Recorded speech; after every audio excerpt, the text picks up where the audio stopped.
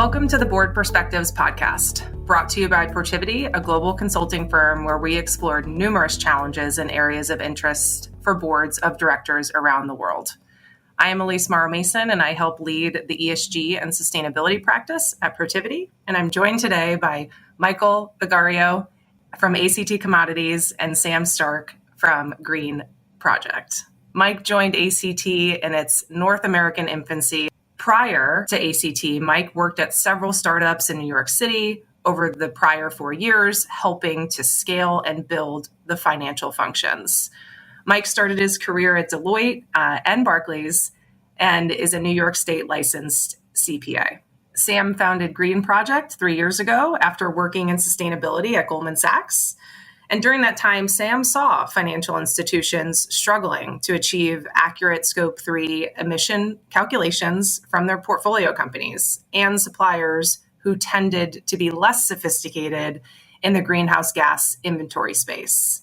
And because of this observation and need, Sam founded Green Project to be a more accessible software to help with Scope 3 engagement. And today, Green Project now has a customer base of over 500 clients, including 50 private equity firms.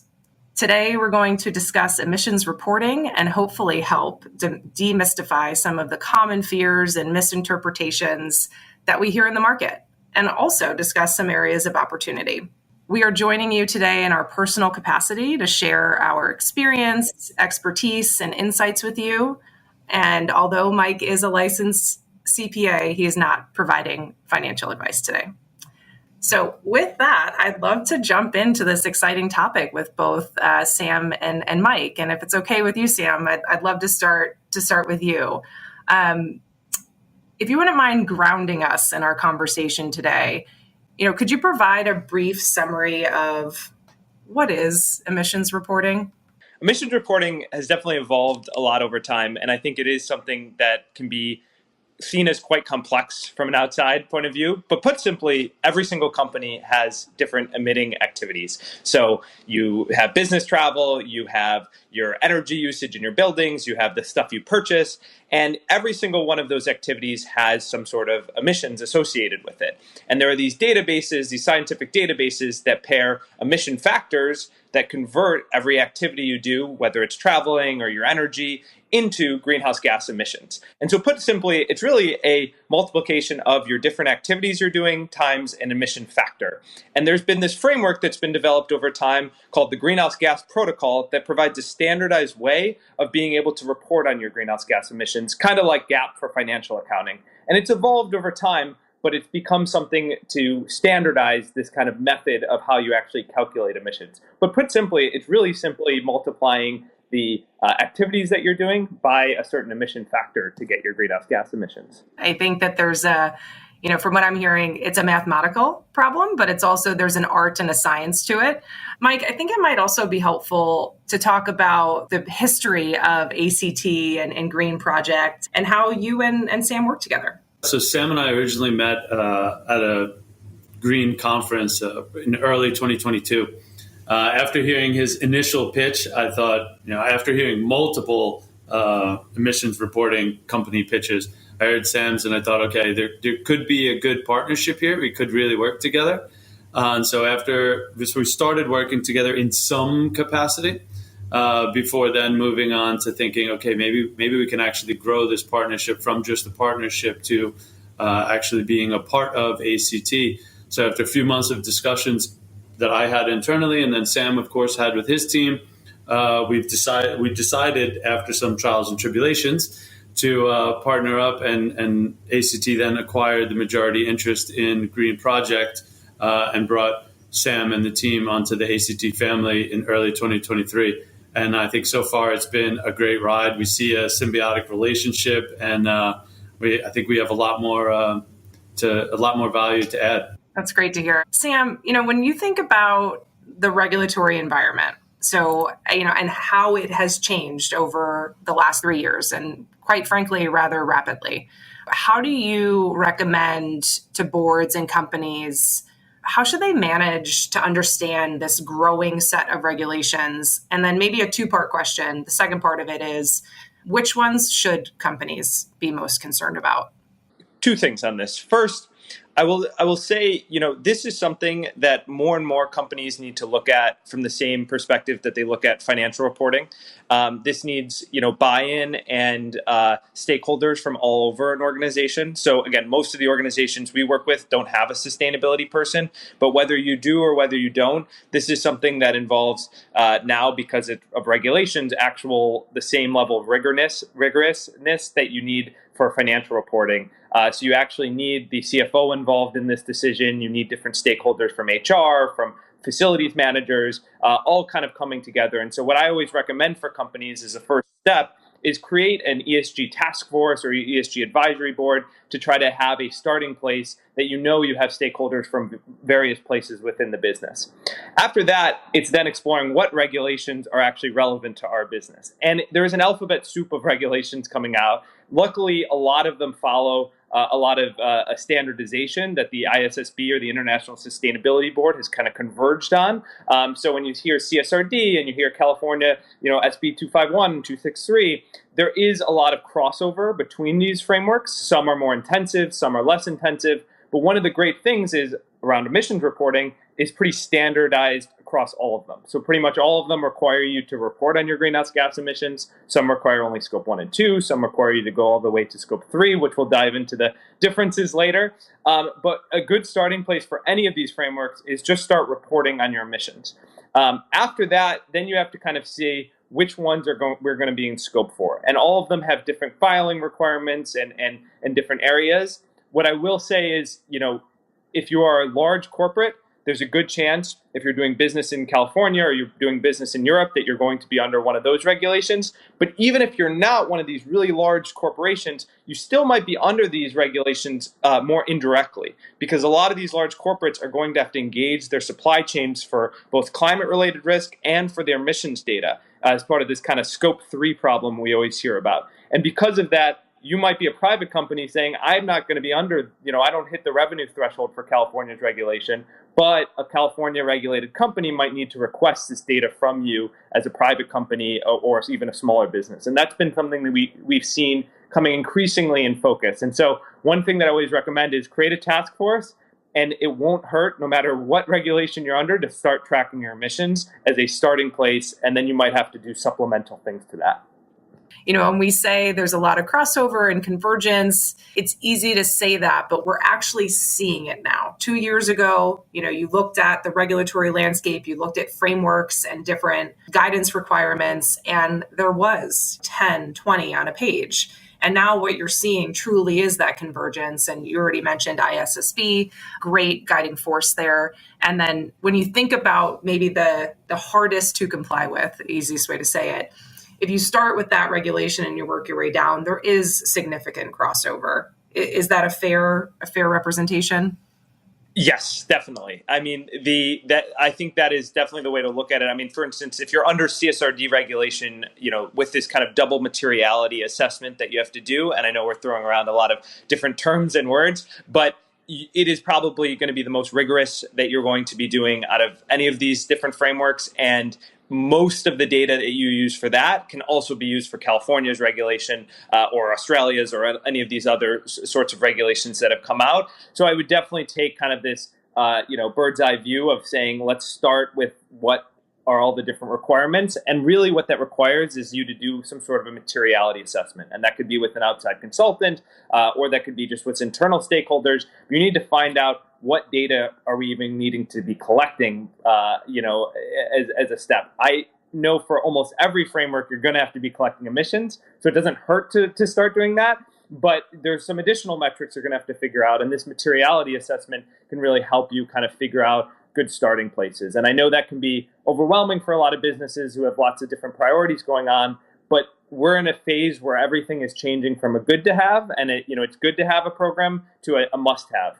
Whether you're a big, large corporate or a small business, you're now going to have to start to be doing this because of different stakeholders. Again, some might be regulatory or some might be your clients. And so starting now is really important, because you don't want to be caught off guard next year when these regulations start taking place and all of a sudden you're having to do a full program, including materiality assessment, including tracking all these metrics, within a few months span and needing everyone all hands on deck. Right now, you can do it in a more phased approach if you start earlier.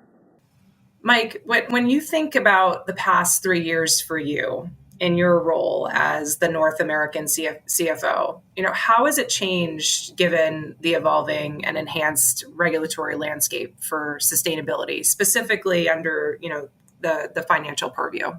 Yeah, I think it's been an interesting landscape overall. We've seen a lot of traditional regulatory and reporting changes like lease accounting and revenue recognition and a couple of those things to balance. I mean, at the end of the day, I'm a CPA, so I need to mention some of the normal expected regulatory reporting changes, but then also mix that in with a whole new set of regulations around climate reporting. So as Sam mentioned, CSRD in Europe. Sam also mentioned the California regulations, SB 253 and 261, and then a whole slew of other ones, Australia, Japan, Canada, Malaysia, etc. So there's been anybody that's in a position at a global organization has to face all of these different regulations coming at them. Thankfully, there is the convergence you both mentioned with ISSB, and that's been a big help. But with all of these changes and all of this idea of measuring things that aren't just financially focused and aren't just in the numbers, in your contracts, et cetera, this is a whole new world that introduces a little bit of science and a little bit of feel to now your financial statements and your reporting and the actual numbers. So it's made finance professionals have to think in a slightly different way and truly understand what they're reporting a little bit outside of their comfort zone. So not just simply, okay, this is my decision tree, I just report this way and this way and this way, and more, okay, how do I measure my emissions? How do I wrap my mind around all the scopes of the emissions? How do I think about this in a slightly non-financial way, but with a financial spin on it? Yeah, and I would just add one thing here is it's been interesting for ACT to kind of go through their own experience with this, because obviously both Green Project and ACT has been offering these different services to clients, but ACT is a company that's going to be under CSRD regulation, and so in the end, it's actually ACT's CFO who's going to be putting out this public disclosure and everything with what they're doing, and it's been a great kind of experiment to learn about what stakeholders do you need involved. And in the end, again, it does report up to the CFO. And so that's the person ultimately responsible. And I think even when I was working at Goldman, 3 or 4 years ago, it was kind of siloed. You had the sustainability team as kind of one individual team. Now, all of a sudden, this is part of financial reporting. And so the stakes are much higher when you do actually put out a disclosure from that. And so there's CFOs around the world that are trying to navigate, questions like, where do I start, right? What do I need to learn? What is the financial office's role in all of this? What advice would you give to your peers when they're thinking about these big questions? I hope nobody's staying up at night or waking up at night thinking about these, but what would your advice be? I think my advice would always be to Sam's point earlier, is start measuring. We started measuring already quite a few years ago. Of course, we're in the environmental commodity space, so maybe we'd be an early adopter, an early mover, but you have to start with measuring in order to know what you can and cannot easily abate and take care of to ultimately achieve your goals, whatever those goals may be as they differ between companies. These are really important topics. And, it's the element of learning with people and learning from people. So I'd love to get back to the actual emissions reporting part of our conversation. And Sam, if I can come back to you and just thinking about, how you see companies getting started with reporting emissions. Is it truly like looking at where you are today and kind of where does technology come into play throughout that journey?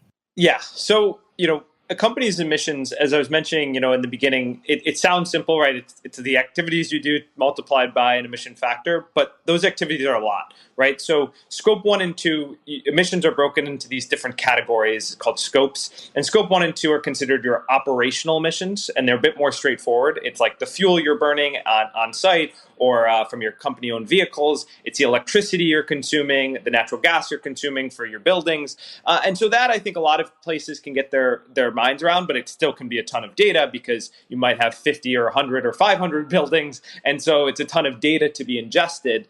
And that can be quite overwhelming. Scope 3 is its own beast because Scope 3 is the indirect emissions from every other thing that you're doing. So that's your supply chain, so all the materials you're purchasing, that's your business travel on third-party, owned planes and everything like that. And so first and foremost, I think a company should get a hold of what is in scope for our company. So they need to understand, how many buildings do we have to be collecting data for? How many, where's the data for our supply chain located? All of these sorts of things. And that's kind of your first and foremost thing to do. And you'll see the Greenhouse Gas Protocol has these subcategories within the scopes, like Scope 3 has 15 subcategories. So you have to find out what of those categories are even relevant for us. After that, then it comes to actually data collection. And this is where technology can just be super helpful. And I'm not just saying this because of Green Project. Really, places are finding this left and right because if you're, financial reporting without using any sort of software, it would be, and Mike can attest to this, a mess. And so a lot of places have started this journey just on Excel spreadsheets. And that might be okay to as a first pass. But you start getting thousands or tens of thousands, or we've seen even hundreds of thousands of data points coming in from all your buildings, all your suppliers, all these sorts of places. And technology can be a way to streamline that, have an audit trail associated to all that, because again, limited and reasonable assurance is coming with these regulations. So you can't just say a number, you have to back it with data. And so it's really important to have some sort of technology to help streamline that process. The doing it on Excel, we've seen this.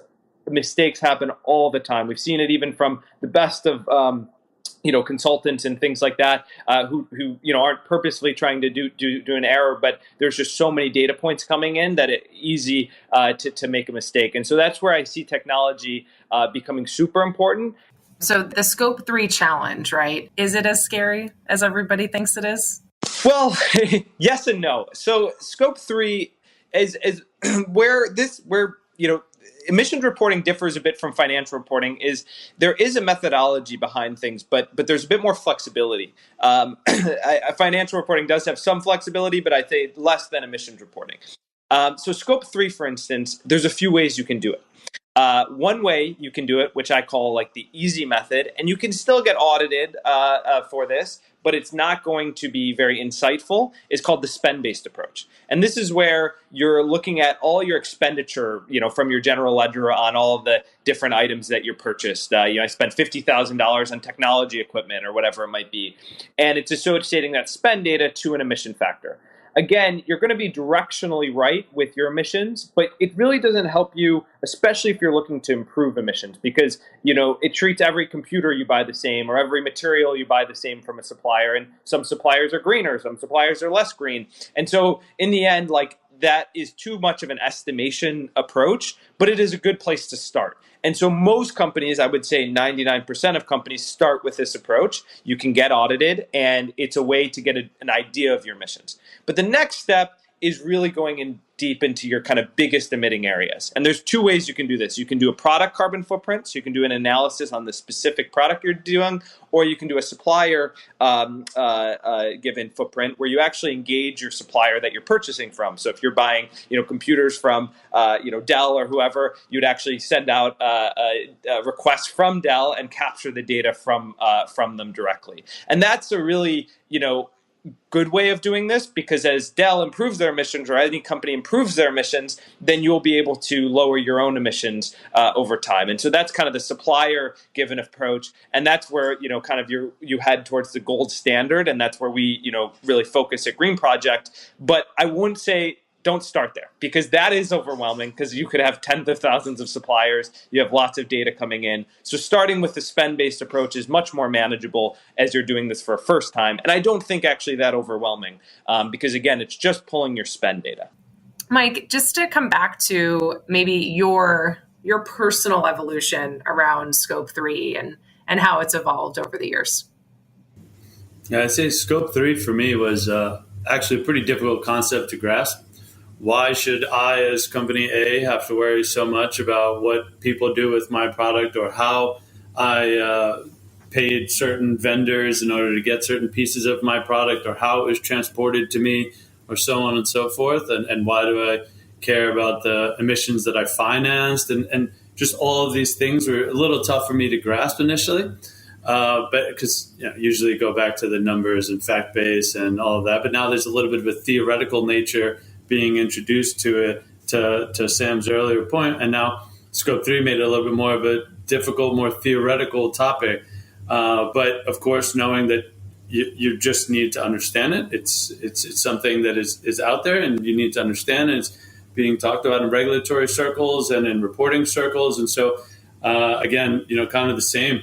Go to webinars, really learn how to deal with this, what it is, what it means, so that you can actually ask some questions to get you a little bit further and understand. And that's how I've gotten to understand. I mean, I've asked Sam a ton of questions. So there's been a lot of conversation around Scope 3 and the different categories within it in order to just get my mind around it and understand what it means. And now I can at least have a conversation about it.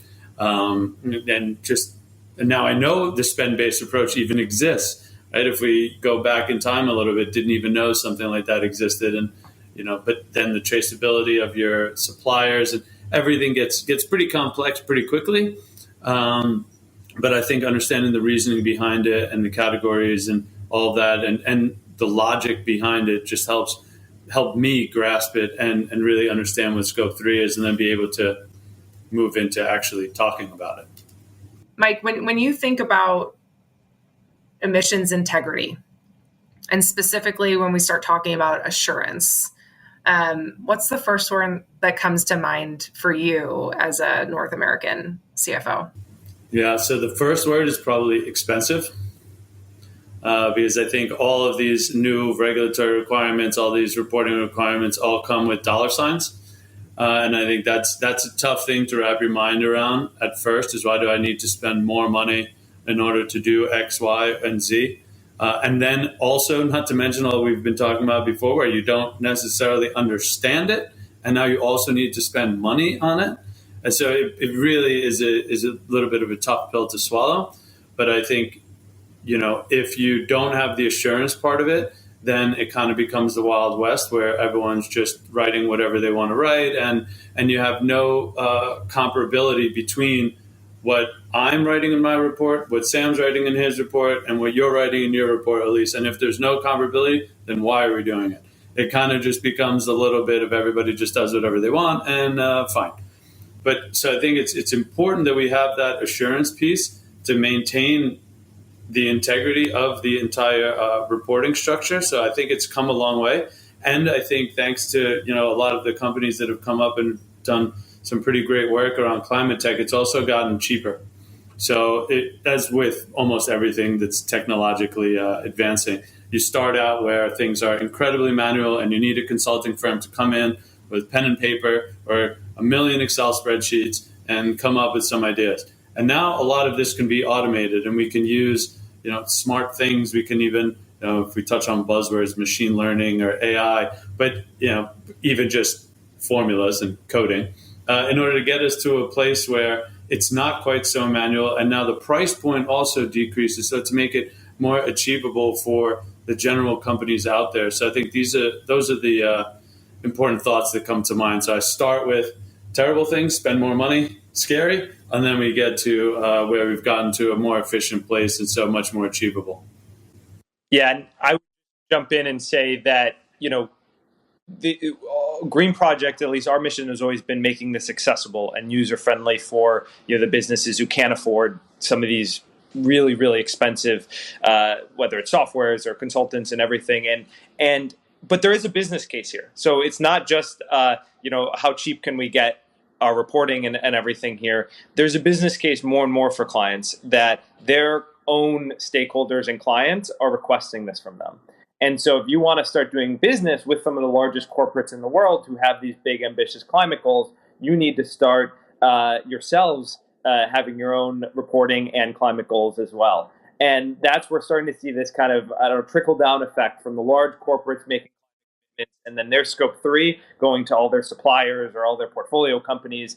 And if you don't do it, you're going to fall behind. It's like being a company who, a software company in my world, and not having SOC 2, which is, a cybersecurity certification. If you didn't have it, you just can't do business with some of these big, large corporates. And that's a really important thing, is it's becoming a kind of a rite of passage to do business with a lot of companies. And if you're not doing it, even though it might affect, the costs, from a CFO's perspective, you're going to start taking a hit to revenues if you're not actually doing these things. Sam, that's exactly right. It costs money to quote unquote comply with some of these elements, right? But it also will cost money for non-compliance, right? If you have major customers that walk because you are not meeting their sustainability requirements and expectations, that's an impact to the bottom line. Thinking about that, Sam, when you're talking to companies and you're thinking about reporting and compliance and disclosures with customers, are you actually seeing companies to begin rethink or maybe come back to the reduction element of sustainability?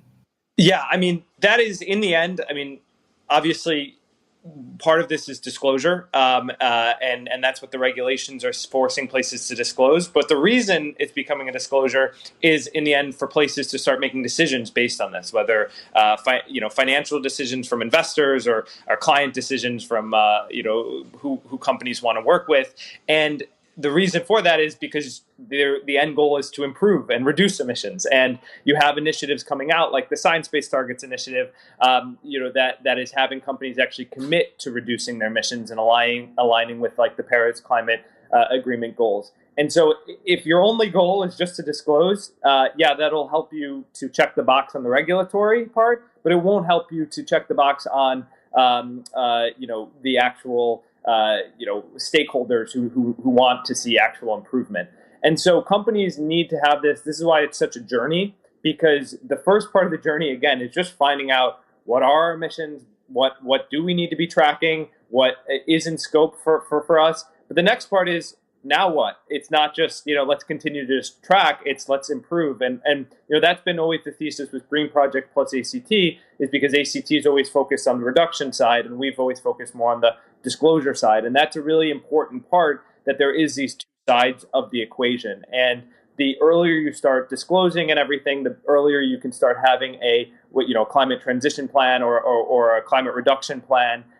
Because these goals are starting to come sooner than we think. Science-based targets big first year is 2030, and that's a 50% reduction from your baseline emissions. That's coming sooner than we think now, 2030. And so if you don't start in the next couple of years, all you'll be able to do is just disclose your emissions, and you'll never kind of show the progress you need to actually achieving reduction. Excellent points, and both can be true, right? You can be compliant and also be working toward, reducing and thinking about the overall business strategy. And Mike, you touched on this briefly, and I'd love to come back to it. Thinking about the board audience, and when there is a capital investment that's required to meet some of these requirements, like what has your business case looked like in the past, and how do you present some of these capital requests to the board level? I think if it's a regulatory requirement, it becomes kind of an easy ask because you have to comply. If it's in preparation for some of these, then it's really about what you're trying to achieve here. So, are you trying to achieve benefits internally for your employees? We've seen a lot of employees at companies. I know I have friends and just colleagues and other peers that care about this. This is a very important thing to know if their company does or does not emit more than an industry standard amount of carbon emissions. So are you making it an interesting place for employees to work?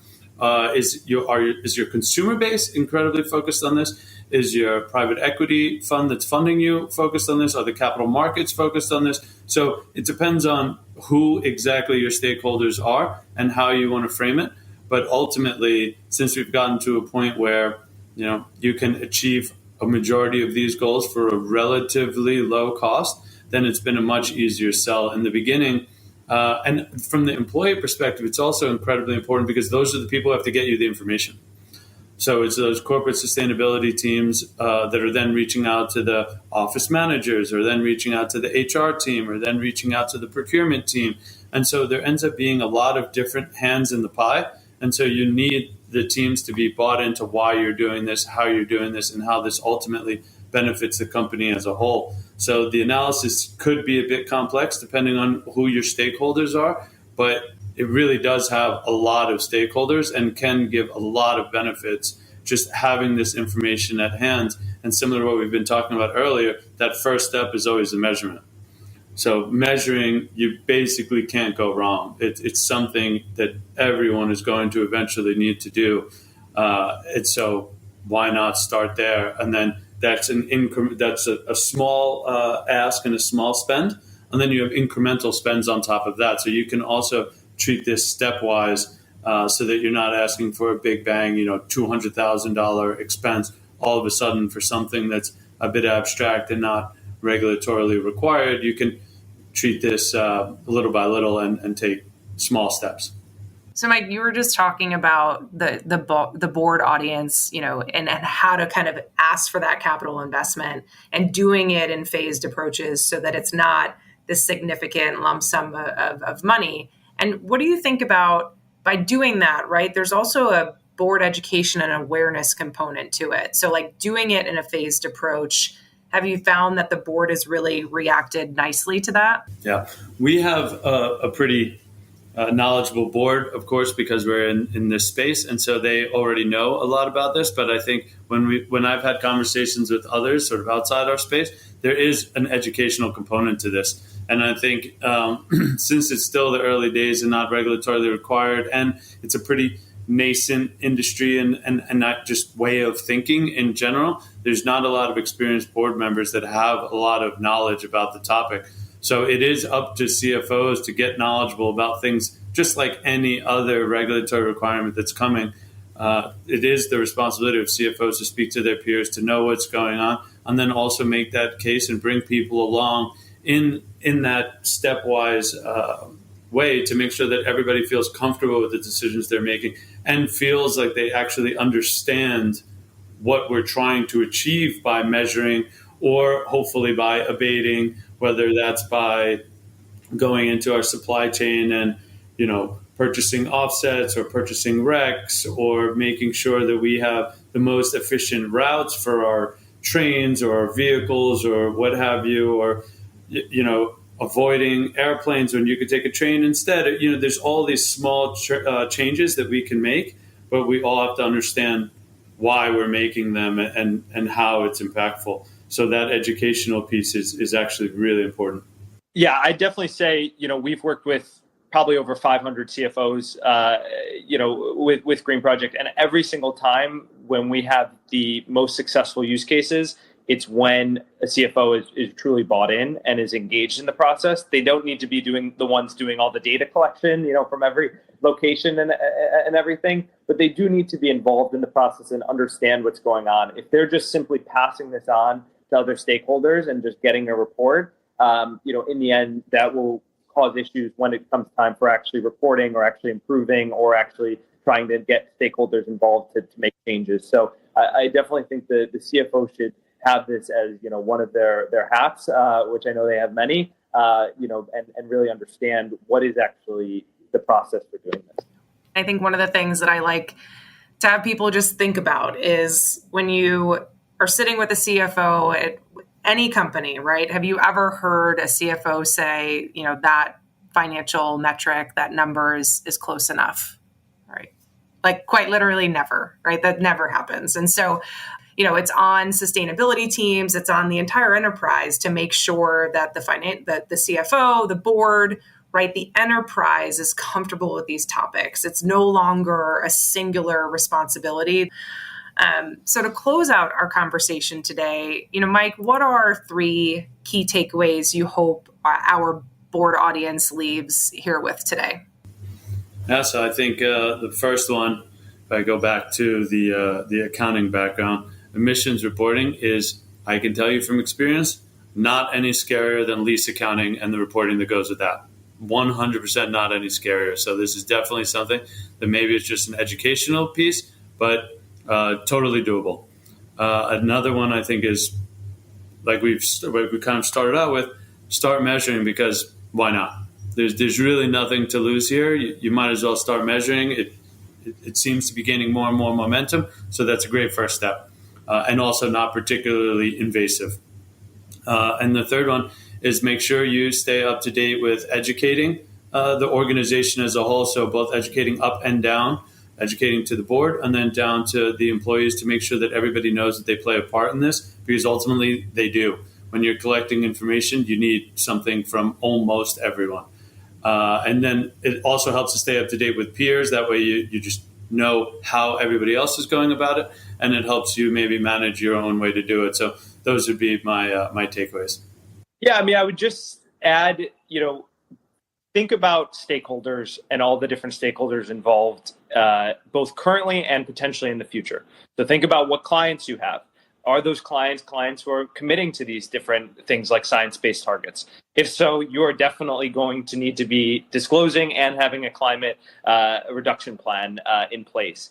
And if you're working with any of the Fortune 2000 companies, there's a good chance that one of those companies, you're working with is going to be under that. If you're thinking about, selling to a private equity firm, or you are backed by a private equity firm, or you're thinking about raising capital in the capital markets, or you are thinking about your consumer base if you're a consumer product focused company, think about all those stakeholders both currently and in the next 20 years, and kind of have a roadmap of that, of where there's a business decision, not just a moral imperative, but also a business decision to be doing this. And then I think you can actually put some numbers around, here's actually potentially the cost if we don't do this. And the best way to do that is Mike was alluding to, get stakeholders involved from all across the company, and probably starting some sort of a climate or ESG or joint advisory committee within your organization. I want to thank Sam and Mike for being here today and sharing your insights and valuable guidance with us. And thank you for being loyal listeners. We hope you enjoyed our discussion today about emissions reporting from the perspective of a CFO, technology enablement, and the practical application of emissions reporting. We hope that it is a little less scary as you sit here today. And if you have any questions, please reach out to us at Protiviti and our friends at ACT Commodities and Green Project. Until next time, take good care.